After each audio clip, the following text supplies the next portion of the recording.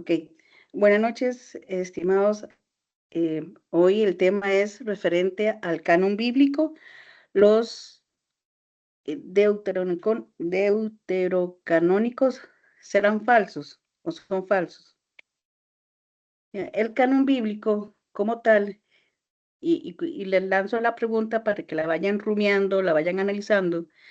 Si la Biblia no tiene un índice inspirado por Dios dentro de sus páginas, ¿quién decidió qué libros entraban dentro de la Biblia que tenemos actualmente?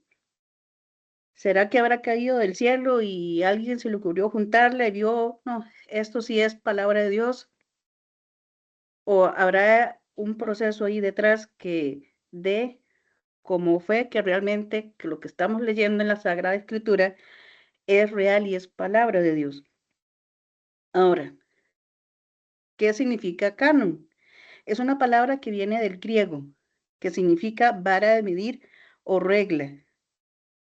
Los protocanónicos son libros aceptados por todos, es decir, tantos por judíos y por cristianos desde el inicio. Los deuterocanónicos, los libros deuterocanónicos, es un segundo canon. Eso quiere decir que no es que signifique que sean menos importantes o posteriores en inspiración, sino que su aceptación fue confirmada en un segundo momento tras una disputa. Sí, hubo todo un análisis, hubo un tiempo, se hicieron unas preguntas a tales personas. No es que a alguien se le ocurrió X, este libro viene porque sí o sí, no, viene todo un estudio, viene toda una reglamentación, viene toda una valoración para hacer que lo que se está leyendo y lo que se está poniendo en la Sagrada Escritura es por inspiración divina y que realmente es palabra de Dios. Estos libros no son apócrifos. Eso quiere decir que no son falsos, no son falsos ocultos, son reales.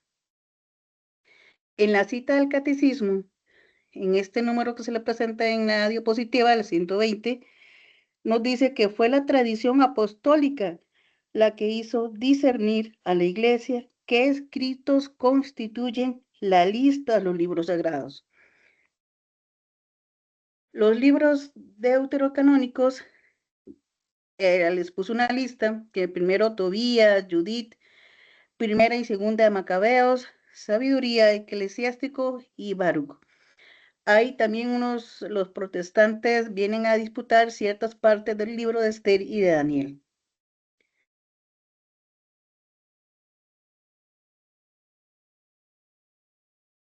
¿Y por qué los quitaron los protestantes? En su momento, cuando Lutero hizo la reforma en el siglo XVI, prefirió el canon judío de Yamania sobre el canon de los apóstoles. El motivo real es que estos libros contenían doctrinas que Lutero rechazaba en su momento, entonces no le convenía que estuvieran, entonces por eso los quitó, como la oración por los difuntos que aparece en Segunda de Macabeos, en el versículo 12, en el capítulo 12, en versículo 46. En su momento, Lutero intentó también quitar los libros de Santiago y Apocalipsis, porque como les dije, no le convenían que se leyeran porque él rechazaba ciertas partes de la doctrina. Entonces le fue mucho más fácil quitar esos libros para que los seguidores de Lutero pues no se dieran por enterado y no se le fueron del rebaño.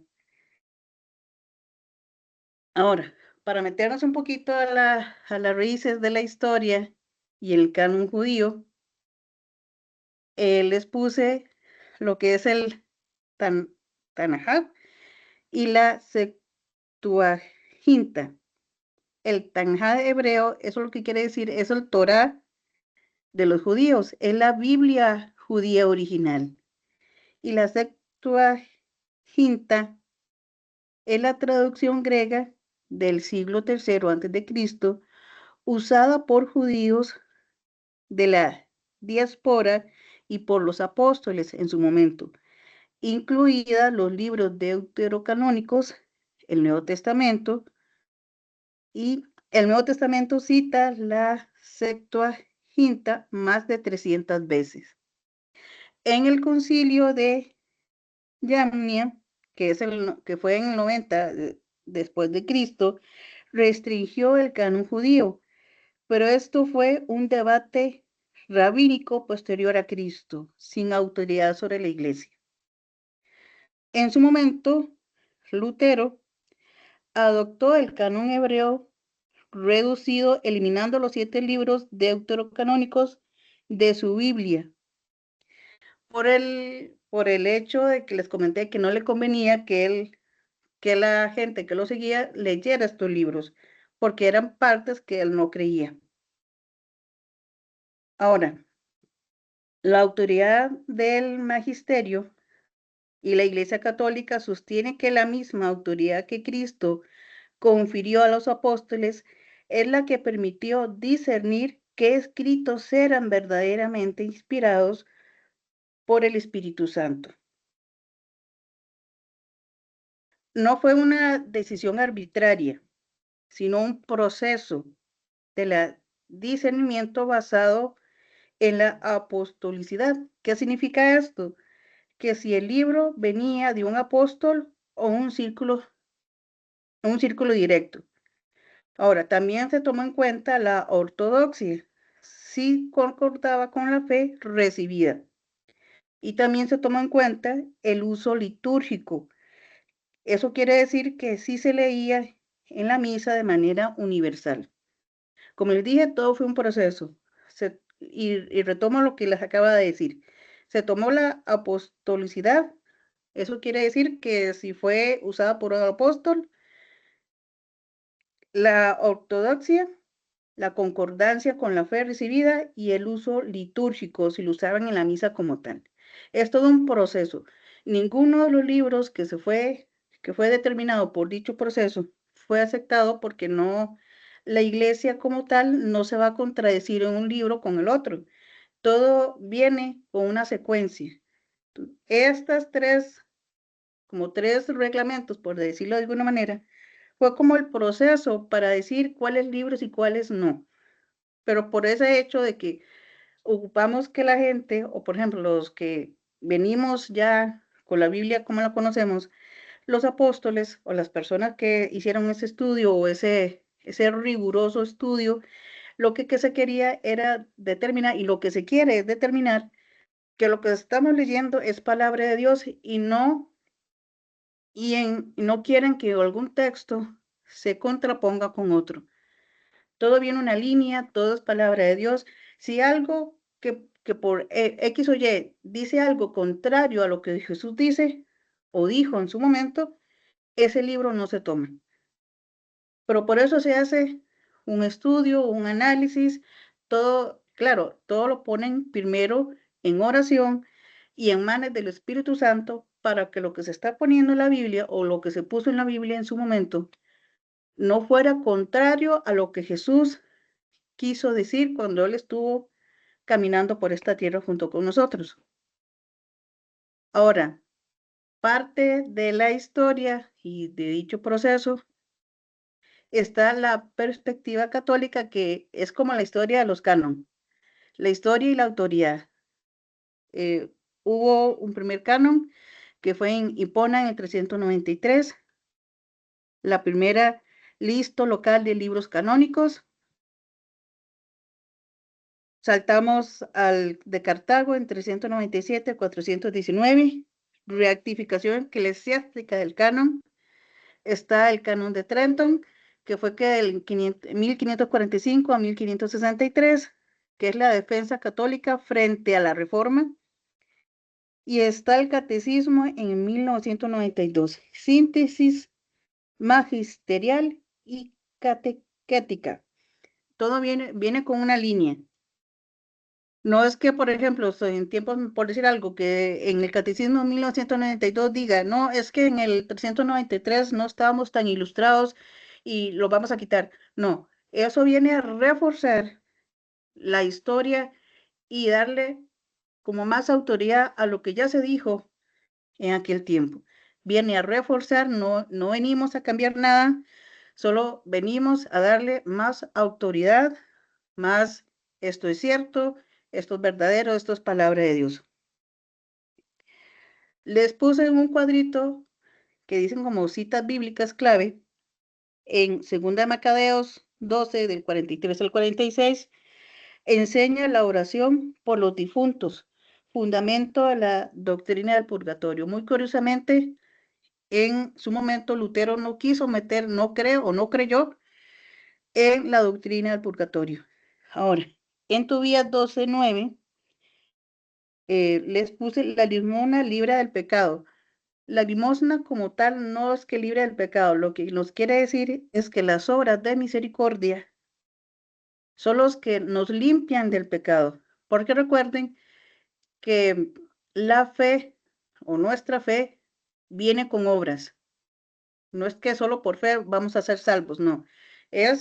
Son dos partes. Primero es creer en lo que no vemos, creer en que Jesucristo murió por nosotros y resucitó hace más de 2000 años, y eso lo creemos. Pero esa fe que creemos en el amor, que Jesús es misericordia, que resucitó, que predicó el amor entre los enemigos, entre el prójimo, además, esa fe la tenemos que poner en obras. Y aquí en Tobías 12:9 es lo que nos quiere reforzar. O sea, la limosna como tal es el desprendimiento, ya sea por una donación monetaria, o que yo tengo ropa para un hermano, o que yo tengo alimento para alguien que yo sé que necesita. Es ese desprendimiento que yo hago para ayudar a alguien más. Y eso es lo que nos limpia, ese desprendimiento por amor, primero hacia Dios y luego hacia el prójimo, lo que nos limpia. Y Sabiduría 3:1-9, que nos indica que la inmortalidad del alma es justa, porque ustedes habrán escuchado algún hermano protestante o algún hermano separado que dice que muerto el perro se quitó la sarna.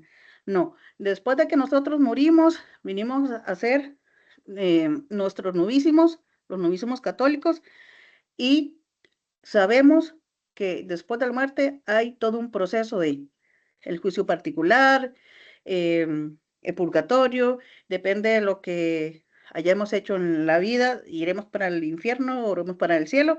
Eso es ya después de la muerte. Sí sabemos que hay un proceso después.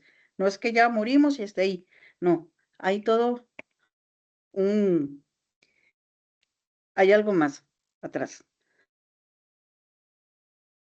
Momento.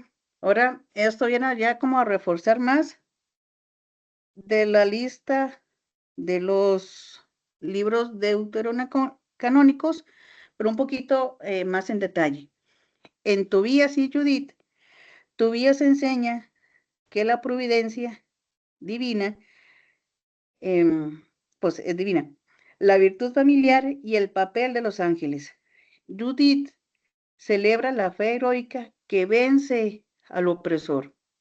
Recordemos que tenemos que, dentro de nuestra fe y dentro del libro de Tobías, que nos enseña la providencia divina, la providencia divina es más, como tal vez para profundizar, es tener esa fe que el Espíritu Santo va a ejercer cierto control sobre nosotros si nosotros no se lo dejamos. Recuerden que eso es como un pequeño paréntesis, las palabras de San Agustín: el Dios que te creó sin ti no te puede salvar sin ti. La providencia divina es la fe que nosotros tenemos, que cuando pedimos la intervención divina, es que nosotros dejamos la intervención del Espíritu Santo a que ejerza algo, un poder X por una petición que yo estoy solicitando, una conversión, una transformación, un milagro, algo que yo estoy pidiendo, pero es por la providencia divina. Es esa creencia que yo dejo que Dios intervenga en mí gracias al Espíritu Santo. Ahora, la virtud familiar. Recordemos que en el libro de Tobías aparece el ángel San Rafael, el arcángel San Rafael, y hay toda una historia donde Tobías busca una pareja, una esposa, y hay toda una historia. Los invito a que leanla porque es bastante bonita, por si quieren profundizar. Y viene toda una historia de que el ángel viene a ayudar a Tobías. Él se da cuenta que es un arcángel, ya como al final de la historia, pero también, y ven que es que va como toda una línea. Primero la providencia divina, Tobías quería una esposa. Dios viene, interviene y manda un ángel. Ahora, el papel de los ángeles viene que cuando el ángel se presenta, ellos no saben que es un ángel. Vienen, se presenta en la manera de una persona. Por lo general, y esto a veces algunas personas me lo aceptan, otras no, Dios interviene en la vida de cada persona en los términos o en los conceptos que tiene una persona como tal. ¿En qué me quiero referir a esto? Porque, por ejemplo, nosotros somos imagen de Dios, pero en la imagen de quién sabe cómo es la cara de Jesús. Tenemos imágenes por diferentes películas, alguien se identifica con tal actor que la cara es de Jesús, que otros se identifican con tal cara y no sé qué, ahí viene. Hay una cierta variedad.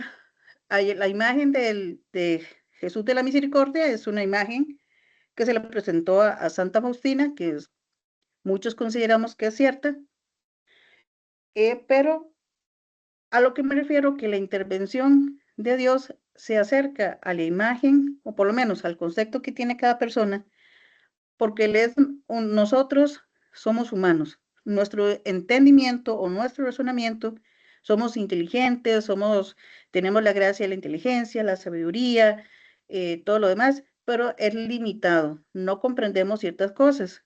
Y a veces nuestra mente, pues como les dije, nos identificamos, algunos se identifican que el cara de Jesús es la cara de Jesús de la infinita misericordia, otros se identifican que la cara de Jesús es la que aparece en la película de Jesús de Nazaret, otros se identifican que la cara de Jesús es otro, pero relativamente, mientras nosotros creamos que Jesús es, dijo esto y esto, según la Biblia, independientemente de la cara que le pongamos, por el que se yo motivo, puede que en un sueño, no sé, estoy poniendo un ejemplo, Jesús se le presente a una persona y se le presente según la cara que esa persona sienta que es Jesús.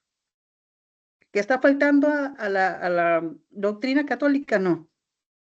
Mientras ese sueño que se le presente no vaya contrario a lo que diga la doctrina, todo va bien.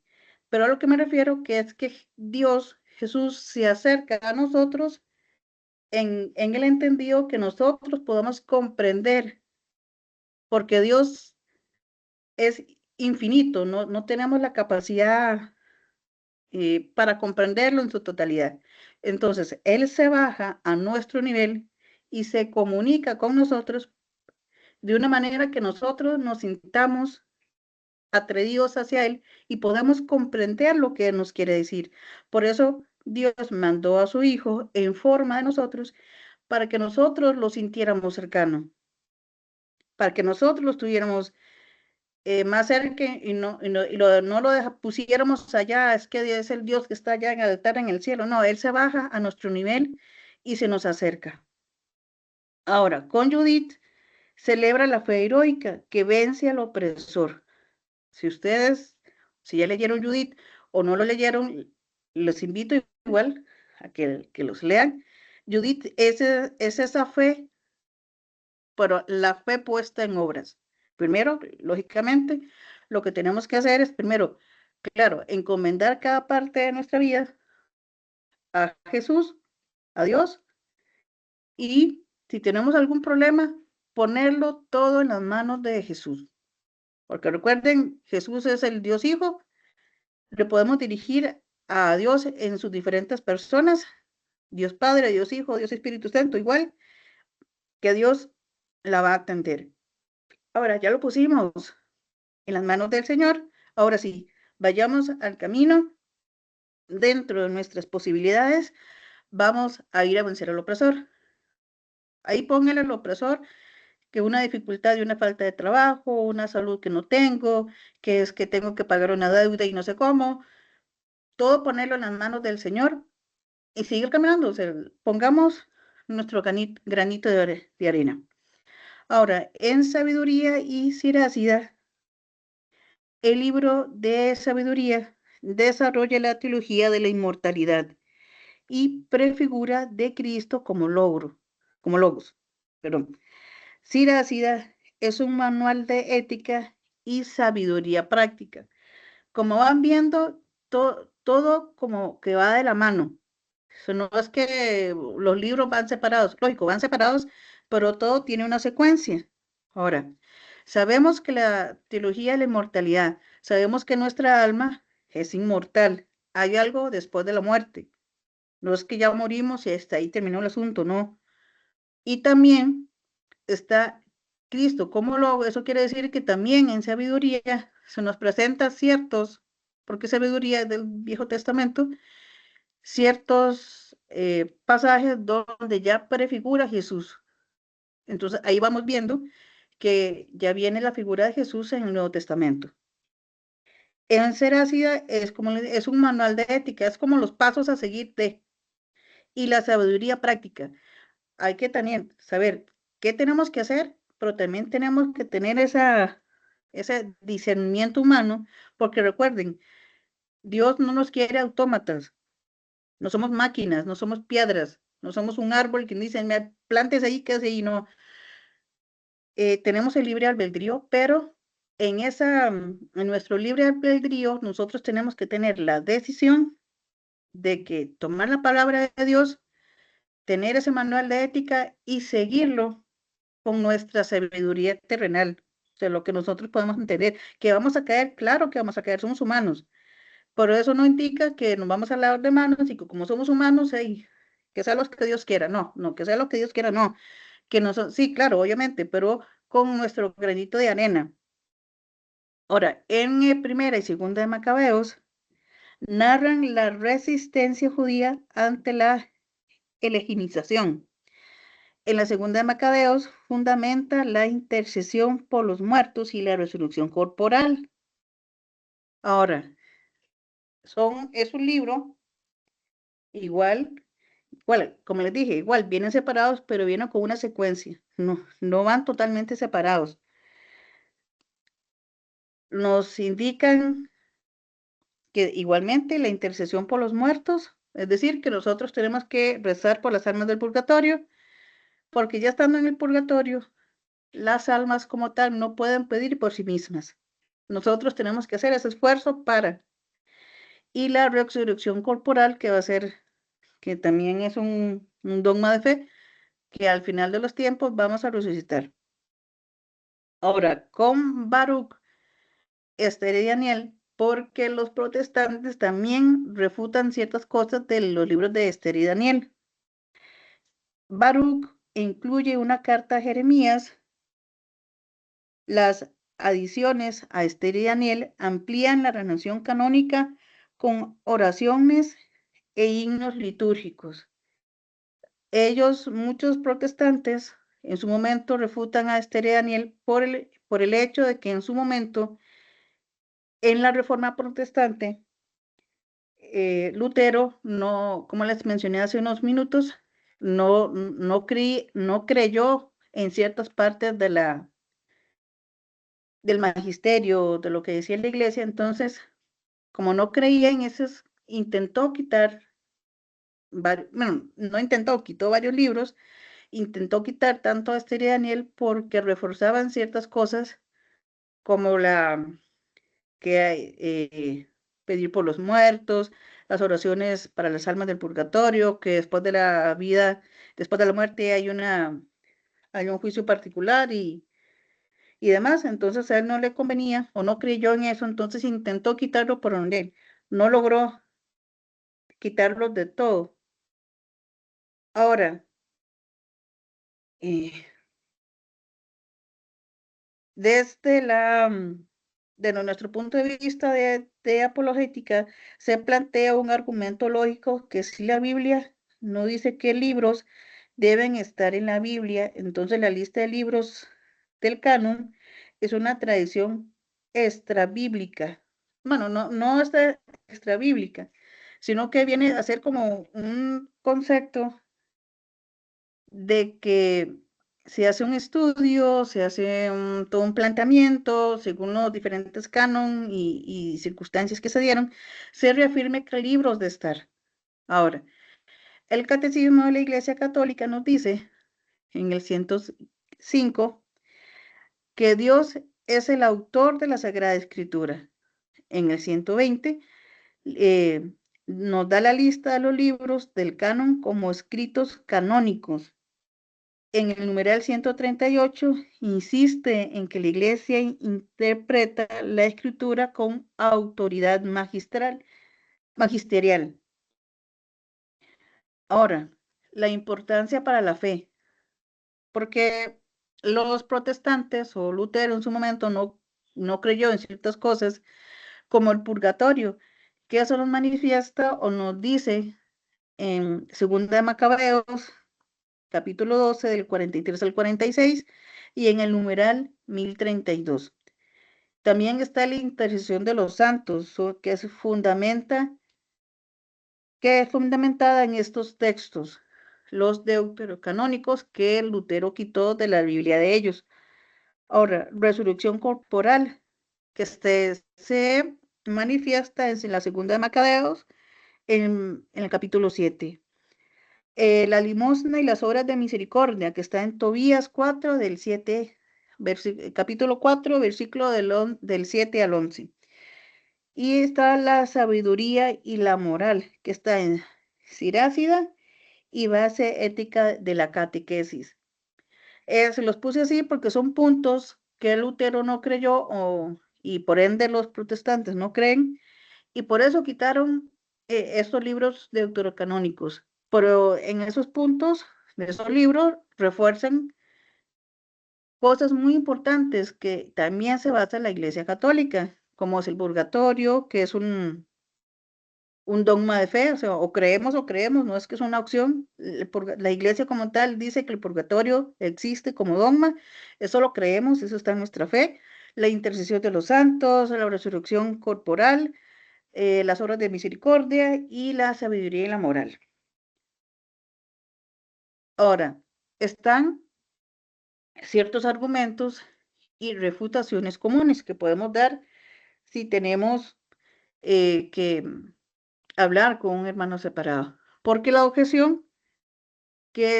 de las objeciones que nos mencionas es que Jesús nunca los citó, los libros deuterocanónicos. Ahora, como respuesta, le podemos mencionar que Jesús tampoco citó todos los protocanónicos. Sin embargo, en Juan capítulo 10, versículo 22, menciona la fiesta de Hanukkah, originada en el libro de Macabeos, que también lo podemos leer en Hebreos 11:35, que alude a la resurrección de resurrección corporal, que la leemos en la segunda de Macabeos 7. Son como pasajes en que si realmente Jesús nunca lo citó, porque relativamente ahí tenemos pruebas de que relativamente él menciona ciertas cosas que vienen en los libros deuterocanónicos. Está otra objeción, que eran llamadas apócrifos por los judíos. Como respuesta, le podemos mencionar que en la Septuaginta, usada por la iglesia primitiva y por los propios apóstoles, los incluía. La exclusión judía fue posterior al año 70 después de Cristo, motivada por el uso cristiano de estos textos. Como podemos, en cierta parte de la historia, hubo una separación y sabemos que los judíos persiguieron a los primeros cristianos y todo lo demás. Entonces, como los primeros cristianos usaban estos libros y los judíos iban, pues el pensamiento era contra los cristianos, hicieron esa separación entre comillas, no se confundiera la realidad. Ahora, otra objeción es que contiene errores históricos o doctrinales, a lo que podemos responder. Los textos se leen en su género literario. La Iglesia con el Espíritu Santo garantiza su inspiración. San Agustín, San Jerónimo, los padres de la iglesia, los aceptaron como parte del canon. Vean, la Biblia tiene géneros literarios, no todo viene en un solo género.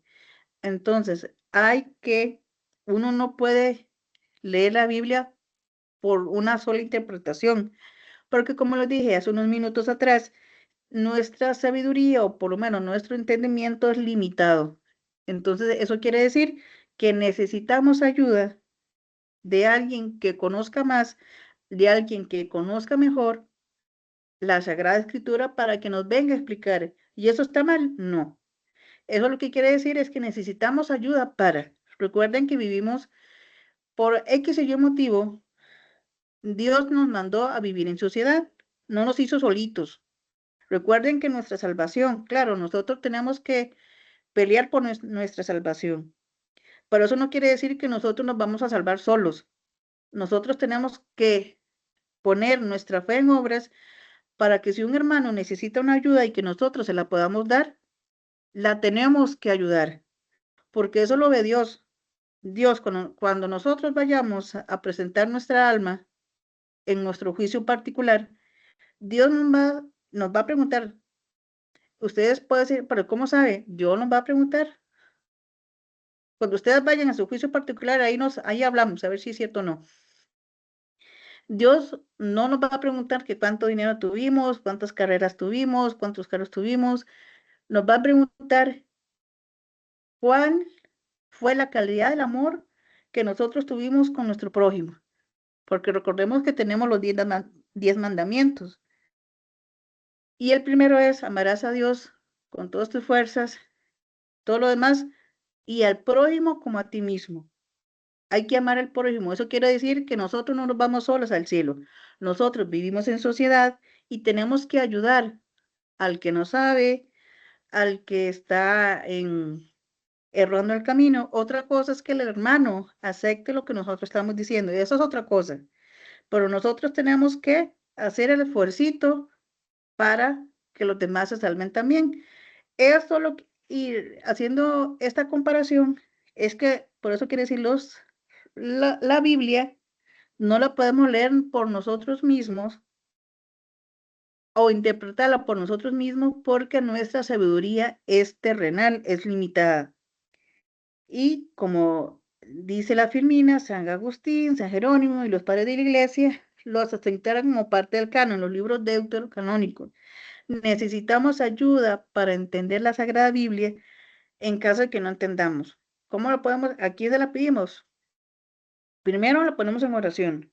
Luego, si usted conoce a alguien que conoce de Biblia o a un sacerdote que venga, usted le dice lo que no entendió y el sacerdote le explica también. Otra objeción, bueno, una entre protocanónico versus deuterocanónicos. El deuterocanónico significa la segunda canonización formal, no segunda categoría de inspiración. Recuerden, todos vamos en una línea.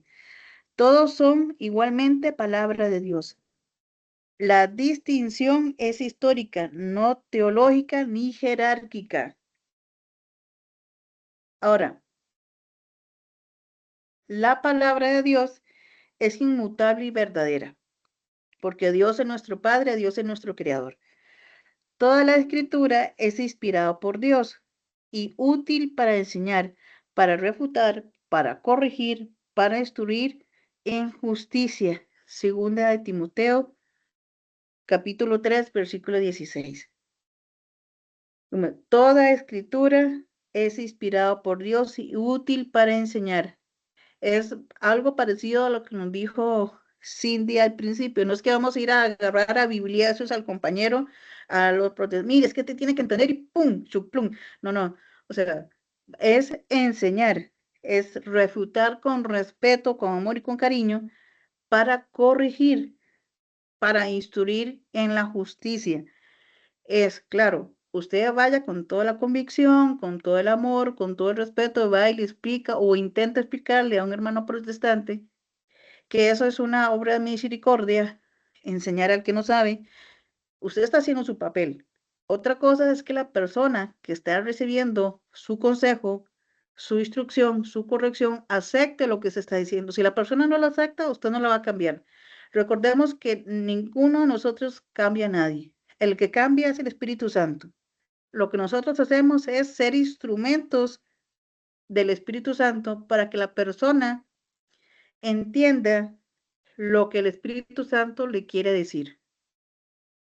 Como les dije hace unos minutos, Dios se manifiesta ante nosotros en términos que nosotros entendamos. Si la persona no habla inglés, usted jamás y nunca le va a ir a llegar a hablar inglés, no va a entender lo que le está diciendo.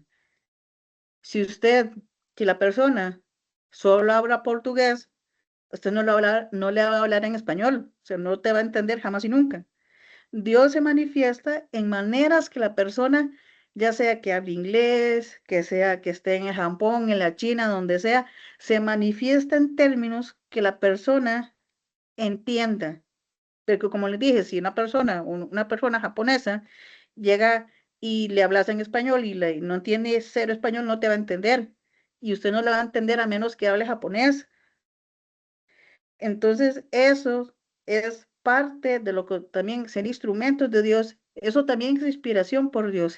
Que uno como instrumento de Dios vamos a predicar en maneras, claro, de una manera que nosotros podamos ir a evangelizar, pero también es ponernos en los zapatos del hermano en la medida de lo posible de que, por decir algo, si la persona no tiene cierto nivel cultural o educación cultural, no le vamos a llegar con términos muy elevados porque no nos va a entender. Hay que bajarse al término que la persona hable y eso quiere decir que es que Dios está bajando al nivel de la persona para entender, para que la persona entienda.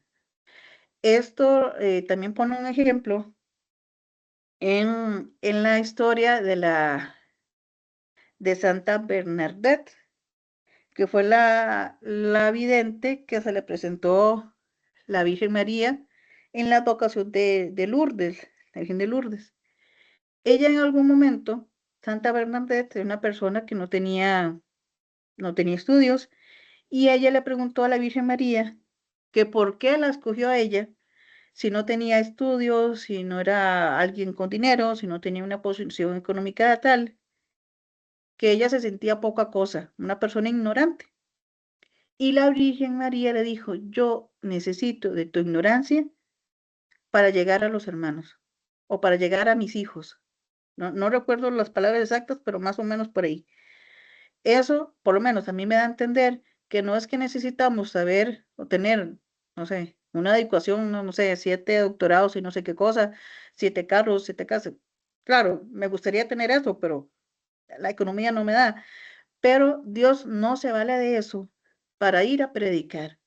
Se vale de que nosotros aceptemos que primero que la Sagrada Escritura es inspiración por Dios y que la podemos utilizar para ir a evangelizar, para ir a enseñar.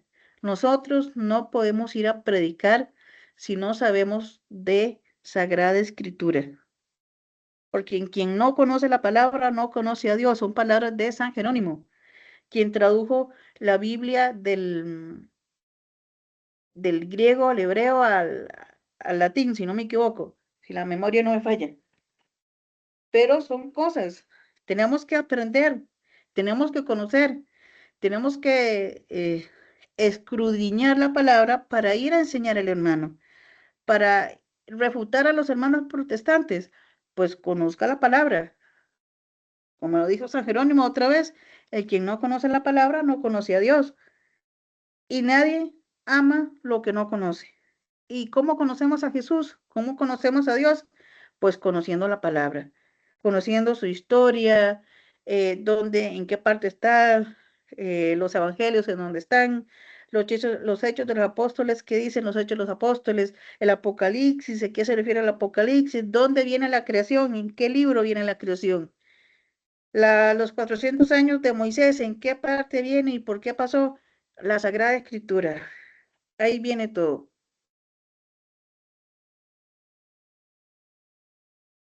Ahora, antes de pasar a esa Firmina, como para ir finalizando, el tema es riquísimo, pero lo hice así como resumido para no agobiarlos tanto. Eh, como les dije, para determinar qué libros estuvieron en la Biblia o qué libros fueron aceptados tal, tiene que, en su momento, tuvieron que haber sido usados por los apóstoles. También fue determinante que el libro X no tuviera un fallo doctrinal. ¿Eso qué quiere decir? Que no fuera, que dijera, no, en la parte X no viene la resurrección de Jesús. Pero es que nosotros, si Jesús no resucitó, vana sería nuestra fe. Entonces no se puede aceptar porque viene con una contradicción ahí rara. Y luego que ese libro sea parte o que sea utilizado en la misa.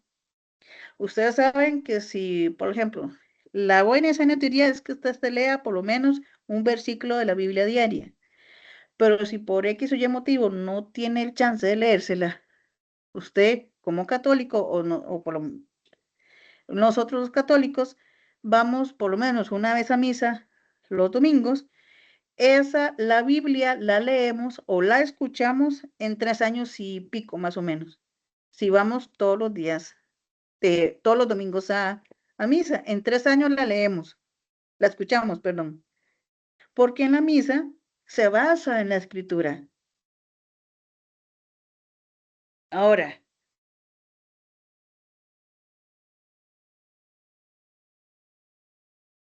ya para ver relativamente rápido, pero ya es como la parte de preguntas y respuestas, si alguien tiene algún tipo de comentario.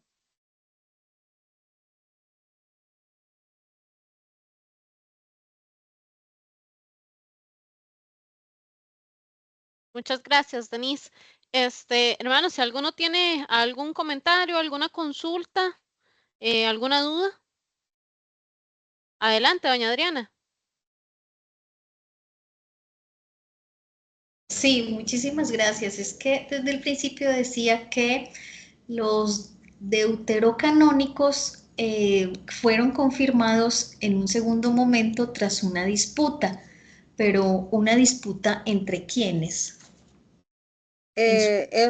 Perdón, ahí, eso tal vez para no confundir mucho, no es que se agarraron ahí y se pelearon, no, no fue, tal vez la palabra estaba mal, o la agarraron por otro lado. Vea, eso lo que quiere decir es que, por ejemplo, entre los obispos, sacerdotes, cardenales del momento, lo que hicieron fue, la disputa es hacer un comentario que un obispo dijo esto, entonces viene el otro obispo y dice algo contrario. Es como, la disputa es que pusieron las ideas en un tipo conversatorio y en X tiempo, o sea, un mes, 2 meses, una semana, el tiempo que tuvieron que haber durado ahí en esa, entre comillas, disputa, pero fue más que nada un tipo conversatorio, una defensa de las ideas de cada obispo, de cada sacerdote, de cada cardenal del momento, para definir, ok, listo, estos libros se ponen por tales y tales razones. No es que la iglesia, no es que, como dije en algún momento, no es que la Biblia cayó del cielo, no es que los libros deuterocanónicos cayeron del cielo y esto se pone, no. Hubo todo un estudio. Y claro, las personas, los dirigentes de la iglesia, catedráticos, teólogos, personas que tenían ya más amplio conocimiento, dijeron, ok, listo, pongamos en debate esto. ¿Por qué? ¿Por qué no? ¿Por qué sí? ¿Por qué?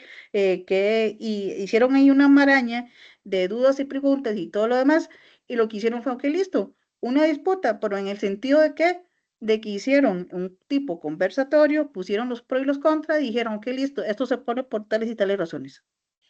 Ah, ok, ya entiendo. Entonces, y mirando, pues el tema está súper interesante y me llamó la atención entonces, si Martín Lutero Ujú. refutó y según él pudo decir qué libros se incluían y cuáles no, entonces esto quiere decir que él se leyó toda la Biblia. En su momento, porque si ustedes saben, bueno, no sé si conocen o saben la historia de Martín Lutero tenía un estudio teológico y en su momento fue sacerdote. Él después se separó de la iglesia. sea, el Ah, señor no tenía sabía sus que Martín estudios. Lutero era un hermano separado. Qué interesante. Sí, sería bonito que se pusieran a estudiar también la historia de él. Él se separó de la iglesia porque no aceptaba ciertas cosas de la iglesia. Por eso se separó. Ok, muchas gracias. ¿Alguna otra pregunta? Hermanos, ¿alguno Comenta. más tiene algún comentario exacto, alguna pregunta? Igual, don Cristian, ¿cómo está? Adelante. Hola, hola, buenos días. Buenos días, ya me cambié de día. Buenas noches a todos, hermanos. Hola, Cindy, ¿qué tal? ¿Cómo está? Buenas noches. Sí, básicamente, bueno, ahí por ahí lo puse en el chat. Si algunos hermanos se topan, que creo que doña, no recuerdo la señora que estaba exponiendo hoy, o que está exponiendo, puso por ahí el libro de Siracide o Siracis, también en la Biblia católica nos va a salir como eclesiástico, por Ajá. si algunas personas lo ven o lo estudian en sus Biblias.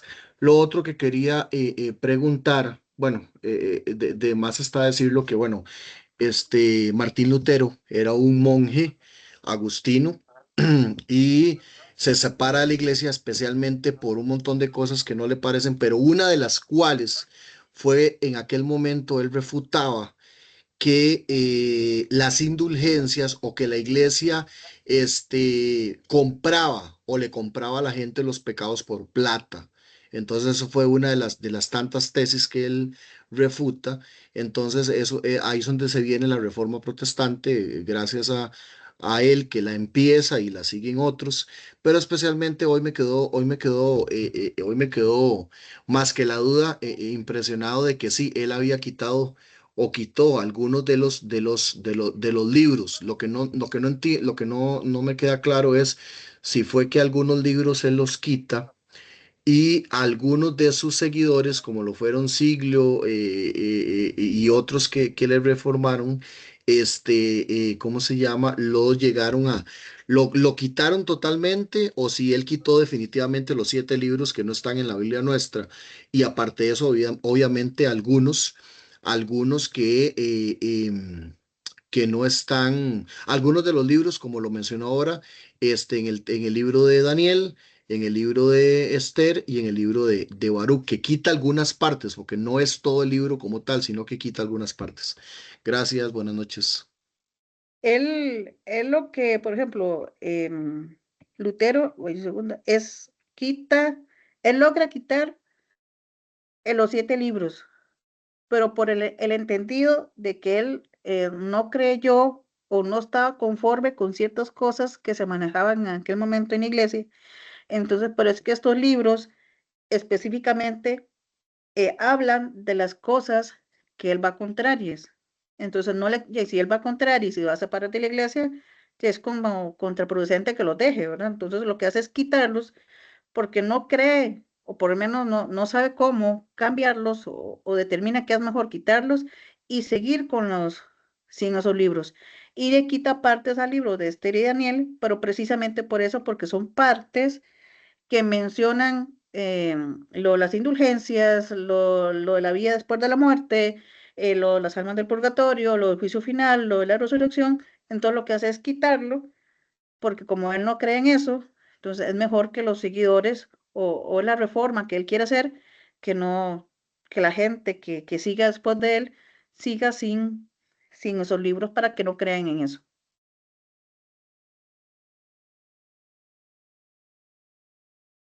Gracias, Eh, Denise. Veo que Paola también tiene la mano levantada. Adelante, Paola. Hola, sí, buenas noches. Yo eh, tengo dos consultas. ¿Sí? La primera, todos los libros que no se forman parte del canon, como decir los libros de San Ignacio de Antioquía, ¿cómo se llaman? Porque pusieron ahí que no eran apó- apócrifos. O sea, si tienen alguna denominación, si la iglesia los denomina de alguna manera. Esa es la primera pregunta. La segunda es, Resulta que yo no me siento preparada para tener conversaciones apologéticas, ¿verdad? Aún, o sea, por Dios, no lo estoy. Pero bueno, me pasó con la persona menos impensada, no lo tenía planeado, pero me pasó con mi hermana. Entonces, sucedió que ella me decía, y fue justamente la semana pasada, ella me decía, empezamos a tener una conversación, nosotras nacimos católicas y ella ahorita no es nada. O sea, ya fue cristiana, fue seguidora del judaísmo, ha sido de todo, pero bueno, ese es otro tema, pero me da mucho como decirlo, como que me deja como ver, ¿verdad? Como por dónde me entran. El tema es que ella en esta discusión me dice, ¿y por qué por qué la Biblia, por qué los católicos eliminaron libros de la Biblia, ¿verdad? Entonces yo igual me puse a investigar y yo me quedé fría porque yo dije, Dios mío, no sé qué responderle. Yo me puse a investigar y me di cuenta que efectivamente no éramos nosotros los que habíamos eliminado libros. Y me queda claro, o sea, con esto que ustedes están exponiendo hoy, que más bien fue Lutero el que vino a eliminar libros y que más bien nosotros nunca incluimos estos libros. Pero mi pregunta es, ¿les ha pasado anteriormente que efectivamente alguien separado les ha dicho eso, que nosotros los católicos, bueno, que la Iglesia Católica eliminó libros, les ha pasado? ¿Y por qué lo dicen? Esas son mis dos preguntas. Vea, voy a empezar con la segunda pregunta. Eso de no sentirse preparado o no preparado, eso, uno primero, como todos, primero hay que ponerlo en oración, si alguien, alguna persona, ya sea familiar, amigo, conocido, X, te llega con alguna pregunta, uno trata de responder, pero en caso de que no logres responder o no sepas y la persona te dé la opción, le puedes decir, por favor, no sé, le pides el número de teléfono, no sé qué, déjame, diga la verdad, o sea, tampoco es que la vas a ir a vacilar, no, no tengo la respuesta ahora, pero sí me da un tiempo X, me busco la respuesta adecuada y después ya de manera respetuosa y todo lo demás le puedes dar la respuesta después. Pero con el asunto, sí, es a veces, a mí sí me han comentado porque es curioso que uno diga el libro de Tobías, pero si está en el libro de la Biblia, ¿cómo uno le llama libro al libro, verdad? Es contraproducente, pero es como, no está mal, porque si uno lee el libro de Tobías, lee el libro de Macabeos o el libro de los Hechos, como les dije, todo viene con una línea. Pero, por ejemplo, Tobías, aunque viene en la línea, recopila cierta información. Judith recopila cierta información. Entonces, la idea de llamarlo libro dentro del libro es que cada uno conozca más o menos por dónde viene la historia de Tobías o la historia de Judith o la historia de los Hechos de los Apóstoles y cuál es el enfoque que se le da al libro como tal. Los Hechos de los Apóstoles es después de lo que pasó de la resurrección de Jesús. Entonces, todo el proceso de los apóstoles, los pasos y todo lo Apocalipsis, lo que va a venir, que el Génesis, que el libro del comienzo y todo lo demás. Pero se le llama libro para referirse a una sección del libro de la Biblia, por decirlo de alguna manera. Porque si uno le llama capítulos, que también se le puede decir, pues ya está el capítulo 1, el capítulo 2, y todos los libros, Tobías, Judith y demás, tienen capítulo 1, capítulo 2, capítulo 3, y entonces, pero sería como muy confuso y es como mucho más fácil, o mucho más, sí, como más fácil manejarlo. Es que el libro de Tobías, capítulo 1, versículo tal. Entonces, como más fácil llegarle o buscarlo si uno le dice libro. sea, más que nada uno es para uno de llamarlo de alguna manera o para no dejarlo en el aire ahí o porque lo pongo como un ejemplo. ¿Por qué uno especifica? Porque todos son cubiertos. Uno especifica que hay un tenedor para la ensalada y hay un tenedor para el arroz y creo que hay un tenedor como para cierto tipo de postres. Y los tres tenedores tienen un nombre diferente. Y pues si los tres son tenedores, no lo mismo llamarlo tenedor. Pues sí. Pero si uno dice, "Ma, es que ahorita no me acuerdo, tiene un nombre en especial que es el tenedor para la ensalada. Ya, pero si yo agarro el tenedor de la ensalada, es para comer ensalada. Igual pasa con los libros. Si yo menciono el libro de Tobías, es para especificar algo de lo que Tobías quiso decir. Pero uno entiende que está dentro del libro sagrado. No sé si me voy a entender por ahí.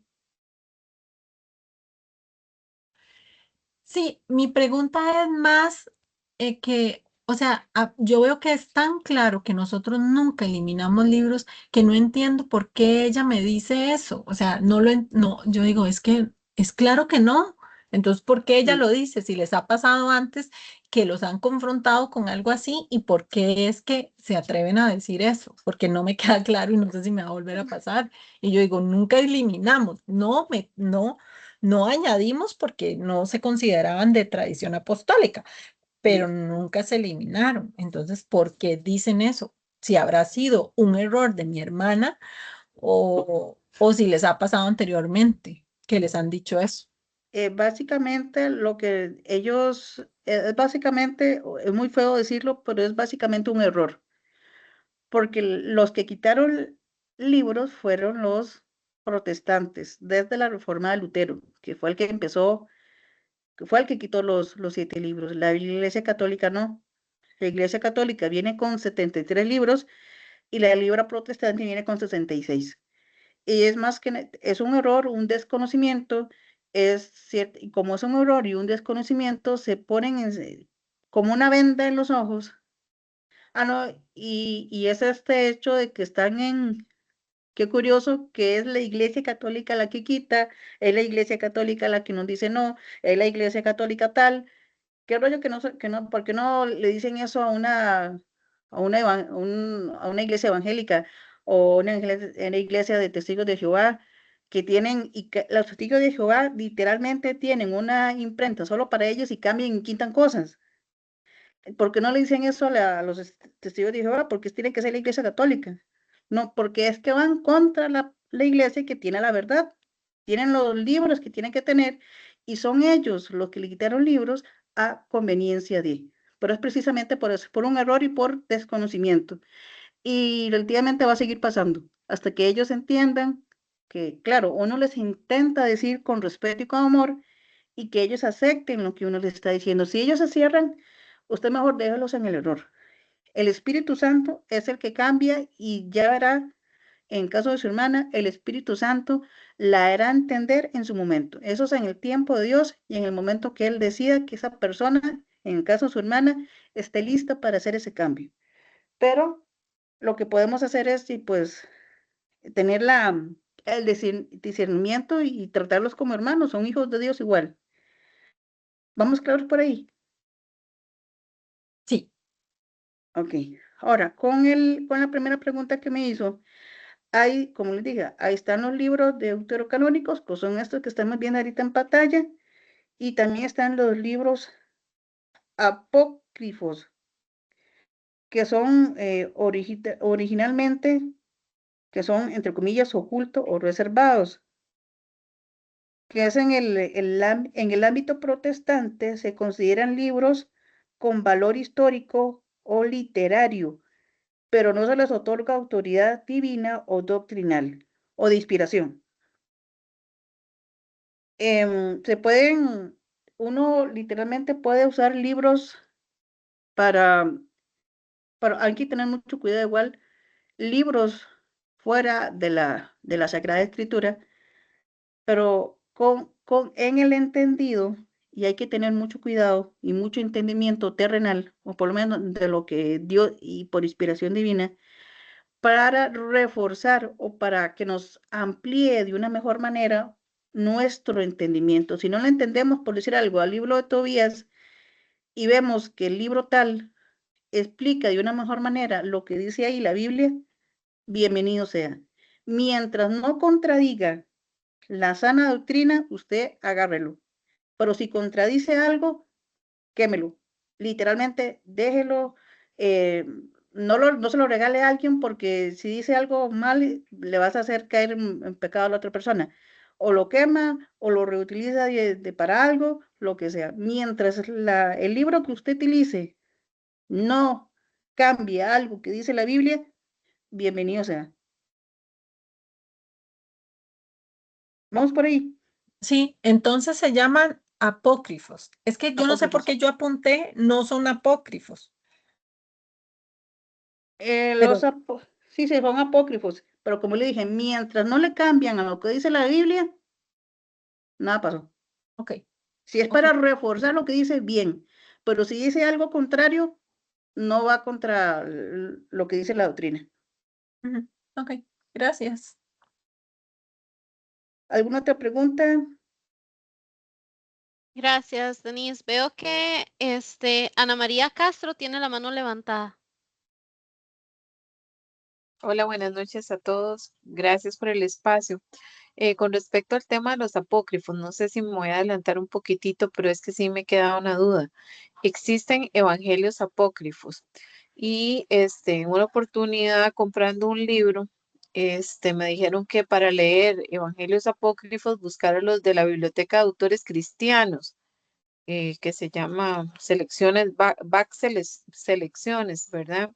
Eh, Ahí tienen pues referencia a varios textos, ¿verdad? Como por ejemplo los apócrifos de la Natividad, los de la infancia, los de la Pasión y la Resurrección, los asuncionistas y los apócrifos gnósticos, que incluyen el Evangelio de Tomás y el Evangelio de Felipe. Igual, estos se interpretarían desde la iluminación o desde el conocimiento que a través del Espíritu Santo uno pueda tener, o es preferiblemente no entrar dentro de ese tipo de lecturas. Gracias.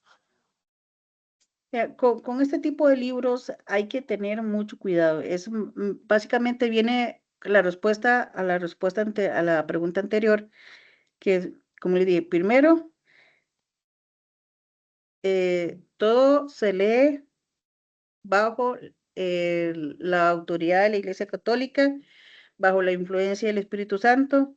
Si usted, como persona, quiere leer, porque nadie le puede decir que no, usted tiene su libre albedrío para leer este tipo de libros, pero como le dije a la persona anterior, mientras no venga algo contrario a lo que dice la Iglesia, es que por decir algo, estoy poniendo un ejemplo, es que en el Evangelio de Santo Tomás o yo no me acuerdo el otro, viene que es que Jesús no murió. Ahí, tiene que poner así como que la malicia indígena, no, algo está mal aquí. Mientras, porque hay cosas que no están escritas en la Biblia, pero que nosotros creemos, como la natividad, el nacimiento, los primeros años de crecimiento de Jesús que no vienen especificados en la Biblia. Hay libros o videntes que indican más o menos los primeros años de Jesús, ciertas cosas de la Virgen María que no vienen en la Biblia, las conocemos porque vienen de personas videntes que se les presentó a la Virgen o que Dios les permitió conocer ciertas cosas y ponerlos por escrito. Pero como les dije, mientras no venga algo contrario que usted diga, ok, listo, no, lo que está diciendo no me cuadra, es mejor o preguntarle a un sacerdote que tiene mayor conocimiento que uno, o preguntarle a una persona que usted diga, ok, esta persona tiene estudios y tiene la facultad para instruirme, a ver si este libro viene, si está correcto a lo que dice la doctrina, a lo que es el magisterio, a lo que dice el catecismo, porque como les dije, no todo está escrito en la Biblia. Si no me equivoco, no me acuerdo si es en el Evangelio de San Juan o en el Evangelio de Mateo, que en los últimos versículos nos indican que no todo está escrito aquí, pero lo que está escrito está para que nosotros creamos, porque si todo se escribiera, no caberían los libros para ponerlo todo por escrito. Estos libros, hay unos evangelios que andan circulando por ahí, que puede, y como les dije, como la respuesta anterior, mientras refuerce lo que ya dice la Biblia, mientras refuerce su fe, mientras sea un crecimiento para conocer a quien nos salvó, a quien nos creó, vamos bien. Pero si viene algo que usted dice, no, es que no me cuadra, no me gusta, mejor, o instrúyase mejor con alguien que conoce, o lo deja leer. Una de dos. ¿Le quedó claro o la desvié? Sí, no, está bien. Y más que todo, bueno, el tema este de que sean de la biblioteca de autores cristianos es porque justamente un sacerdote que iba en la peregrinación, ¿verdad? Me indicó que Ujú. de esta casa editorial, ¿verdad? Pues sí se podía hacer lectura, pero hacía también la pregunta desde el conocimiento de ustedes de la parte apologética, si estos back selecciones tenían como algún tipo de aprobación adicional o algo así, porque realmente la consulta con el padre fue muy rápido y él me dijo que si era de esta, pues sí se podían leer, ¿verdad? Pero, pero no, más bien gracias por la información.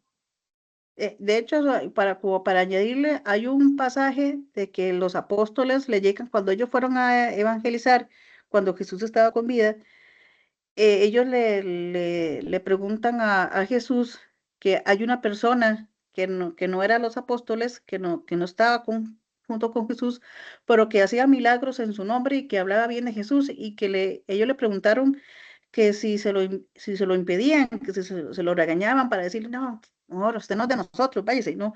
Y Jesús le dijo, mientras no esté contra nosotros, déjelo, porque el que hace milagros en mi nombre y hable mal, es como contraproducente. Más bien, el Jesús los instruyó a que lo dejaran, porque el que habla, el que hace milagros en el nombre de Jesús, pues va a hablar bien. Y como le dije, mientras no haga un cambio así como, no sé, que hable mal, no sé, es que la vida después de la muerte no existe. Y usted dice, no, aquí hay algo mal. Como le dije, mientras no cambie lo que dice la Biblia, la Sagrada Escritura, y la impulse a buscar más a Jesús, ahí vamos bien. Ok, perfecto, porque sí, también digamos, sin entrar en controversias, ¿verdad? Pero por Sí, muchos años igual la misma Iglesia Católica tuvo sus versiones con respecto al tema de María Magdalena, ¿verdad? Que al ujú, final se puede considerar apóstol de Jesús, ¿verdad? Por toda la trayectoria y todo lo que pasó. Y existe un Evangelio de María Magdalena que no está dentro de los evangelios, ¿verdad? Y que se ve como un libro apócrifo, pero sí, igual asumo que es bajo la misma línea. Muchas gracias. con gusto. Y muy igual, ya que tocó hay igual, hay cosillas en que uno dice, son cosas delicadas, porque realmente hay cosillas en que uno dice, hay que tener mucho respeto con lo que dice la Iglesia Católica. Por alguna razón, no se permitió este libro de María Magdalena, por alguna razón. Hay estudiosos, están las personas de teología con maestrías, los diferentes papas, los obispos, cardenales, por alguna razón no se tomó en cuenta, pero hay que tener mucho cuidado porque en esta era en la que todos podemos opinar, que tenemos la libre expresión, que yo no voy en contra de eso, pero a lo que sí voy es, hay que tener mucho cuidado con con lo que uno dice o, o intenta, no, es que la Iglesia Católica tiene que tener tales y tales libros. Si la Iglesia Católica dijo no, es por alguna razón. A lo que voy es, hay que tener mucho respeto. eh, Hay que, como digo, los libros se pueden leer siempre y cuando no vayan contra lo que dice el magisterio, no vayan contra lo que dice el catecismo, no va en contra con la historia en que nosotros tenemos, pero que no vaya en contra también a lo que dice la iglesia en los tiempos de hoy. Si la iglesia dijo no, es por alguna razón. Que a nosotros nos parezca que miras que el Papa se equivocó, es que el Papa es un ser humano y se puede equivocar, pero mientras no haya una aceptación como tal, hay que tener mucho respeto. No sé si me voy a entender. Denise, ahí para agregar a lo que estás diciendo, justamente fue el Papa Gregorio Magno en el Ujú. año 591. Imagínense hace cuánto.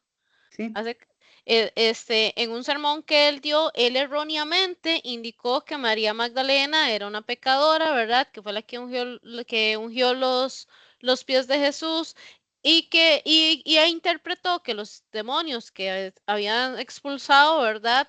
Eran por pecados sexuales. La iglesia, de hecho, ratificó esa versión después, reconociendo de que no había una base bíblica para llamarla prostituta, pero digamos, la iglesia sí reconoce que el Papa Gregorio comete ese error de interpretarlo como pecados sexuales. Él nunca dijo prostituta, él dice pecados sexuales y que y la iglesia, como te digo, lo ratifica después. O sea, la iglesia nunca ha dicho es así. O sigue siendo así, mm, ¿verdad? Reconoce que hubo un error de parte del Papa Gregorio Magno hace, hace más de 1000 años, ¿verdad? Don Jorge Mora, adelante, tiene la mano levantada.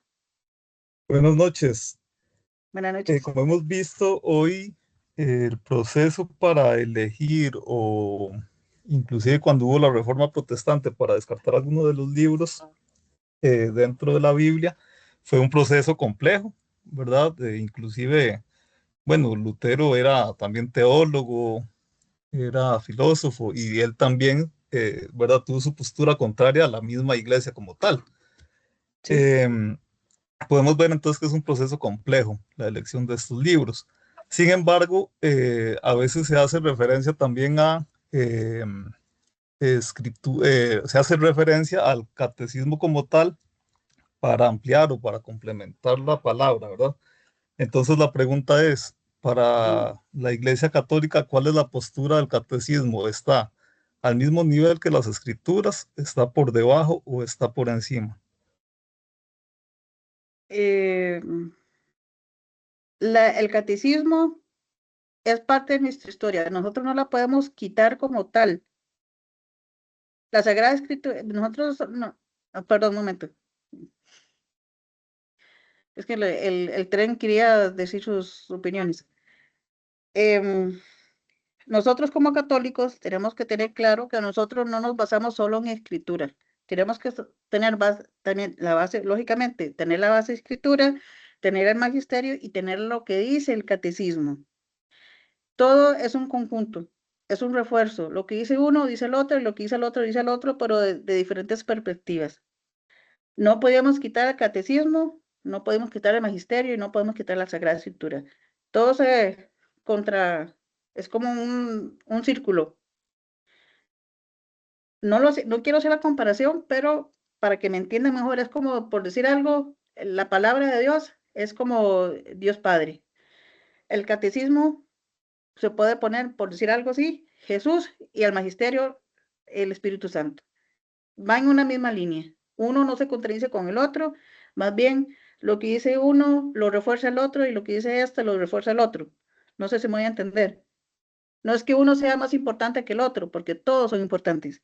Pero nosotros como católicos nos basamos en el magisterio, en la Sagrada Escritura y en el catecismo. De hecho, ahí para reforzar lo que dice Denise, la iglesia lo que enseña, ¿verdad? De hecho, el catecismo, que que las escrituras, ¿verdad? Las sagradas escrituras están, bueno, están por encima, en efecto, porque la iglesia lo que enseña es esto, ¿verdad? Que las escrituras son la palabra de Dios y que el magisterio, ¿verdad? El catecismo es prácticamente un servicio, ¿verdad? Es un servicio para interpretarla y para enseñar. De hecho, el catecismo lo que hace es nutrir la escritura, la tradición y el magisterio como lo dice Denise justamente. O sea, el catecismo no va a contradecir la Sagrada Escritura.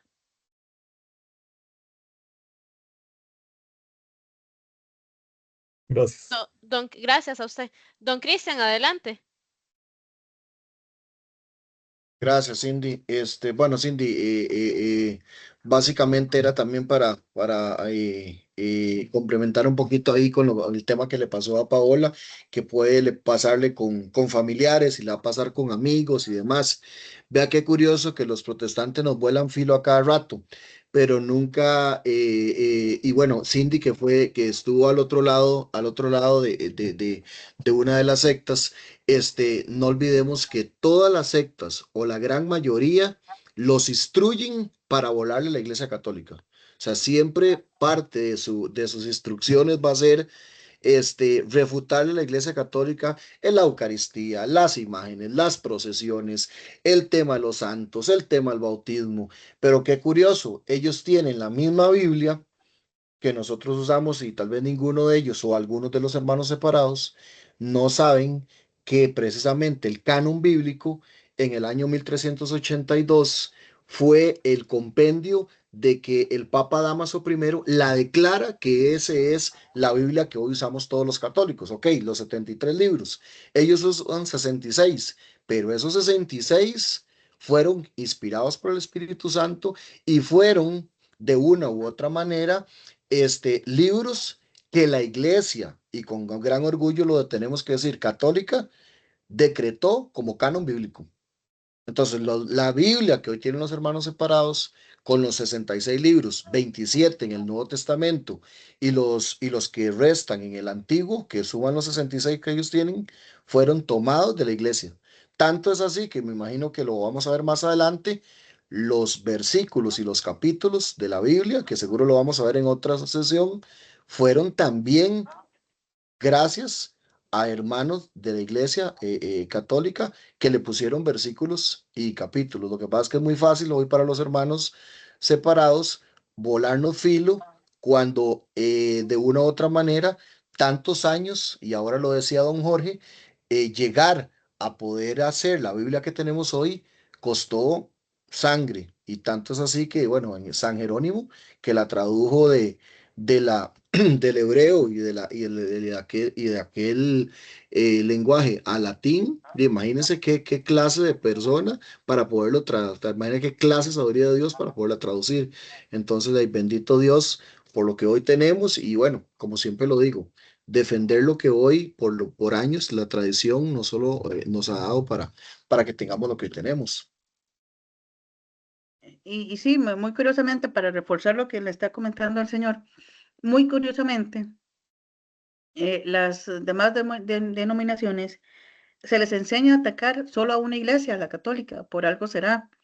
Y de hecho, bueno, yo sé que es a nivel mundial, pero no sé si les ha pasado a ustedes a nivel de Costa Rica y en organizaciones gubernamentales, se han creado espacios, uno dice, entre comillas, espacios, para, eh, eh, para, para abrir para tener esa apertura para demás, para las demás entidades religiosas.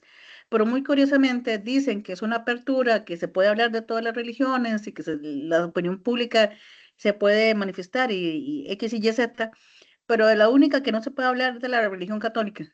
Ahí te ponen un freno, no puedes llevar imágenes, no puedes llevar cruces, la camisa no puede decir Jesús te ama, o un resucitado, te dicen que te la tenés que cambiar porque eso daña la sensibilidad de los demás, pero yo sí me tengo que callar como católica, me tengo que callar y bajar la cabeza, pero los demás pueden insultar, pueden agredir, pueden decir X, Y, Z, por eso yo sí me lo tengo que callar.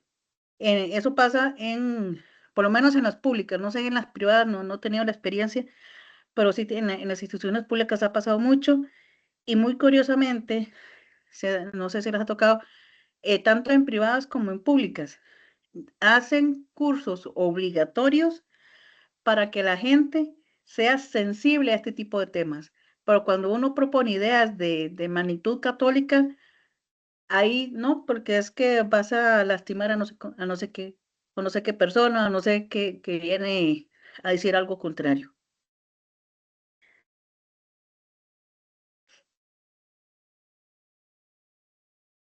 Muchas gracias, Denise. King Arias, adelante. Buenas noches, ¿me escuchan bien?